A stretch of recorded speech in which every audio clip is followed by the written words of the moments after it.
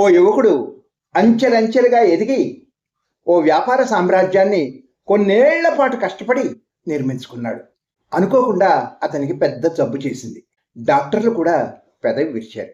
ఆ వ్యాపారి తన ముగ్గురు కొడుకులతో, మీలో ఒకరిని ఈ వ్యాపార సామ్రాజ్యానికి అధ్యక్షుడిని చేస్తాను, ఎవరు సమర్థులో నిర్ణయించుకోవడానికి మీకు పరీక్ష పెడతాను అంటూ తలా ఒక 100 రూపాయలు ఇచ్చి, మీరేదైనా కొనుక్కొచ్చి ఈ సాయంత్రానికల్లా ఈ గదిని నింపాలి. ముగ్గురు ఉత్సాహంగా బయలుదేరి సాయంత్రానికల్లా వచ్చేశారు.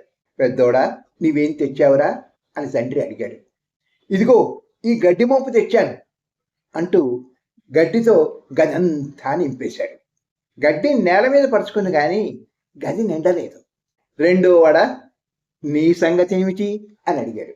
100 రూపాయలకి దూది కొనుక్కొచ్చాను అంటూ గదిలో ఆ దూదిని వెదజల్లాడు.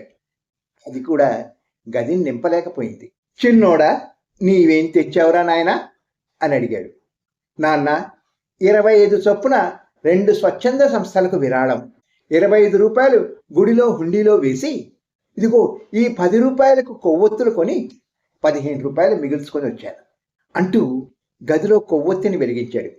గదంతా వెలుతురుతో నిండిపోయింది. తండ్రి ఆనందించాడు. చాలా బాగా ఖర్చు చేశావురా చిన్నోడా, ఈ వ్యాపార సామ్రాజ్యానికి అధ్యక్షుడివి నీవే. 10 మందికి వెలుతురు పంచడం అర్థమైంది నీకు. నాకు పరమానందంగా ఉంది అన్నాడు తండ్రి. Good luck.